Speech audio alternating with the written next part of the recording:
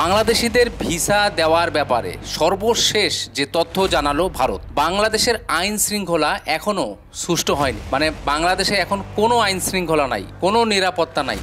এই অজুহাত দেখিয়ে ভারত এই মুহূর্তে বাংলাদেশিদের ভিসা দিচ্ছে না, তবে সীমিত আকারে মেডিকেল ভিসা বা অন্যান্য প্রয়োজনীয় জরুরি ভিসা দেওয়া হচ্ছে।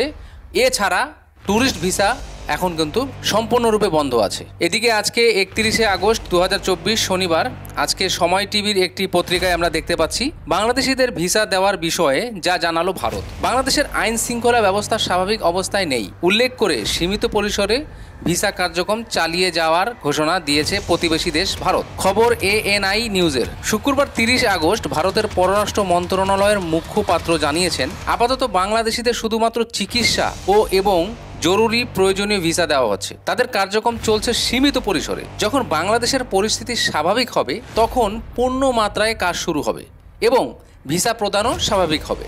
তো ভারতের মতে বাংলাদেশের এখনও আইন শৃঙ্খলা পরিস্থিতি স্বাভাবিক হয়নি। স্বাভাবিক না হওয়া পর্যন্ত এরকম সীমিত পরিসরে এই মেডিকেল ভিসা বা অন্যান্য প্রয়োজনীয় জরুরি ভিসা দেওয়া হবে। তবে মেডিকেল ভিসা এখন কেউ কি আবেদন করে ভিসা সেন্টারে জমা দিতে পারছেন? এটা আমাকে একটু জানাবেন, কারণ আমি যতদূর জানি মেডিকেল ভিসা নতুন করে কেউ আবেদন করতে পারছে না।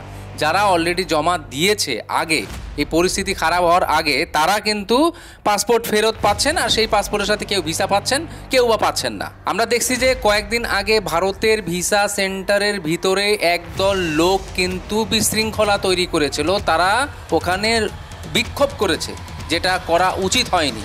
একটা শৃঙ্খলা ভদ্রতা বজায় রাখতে হবে।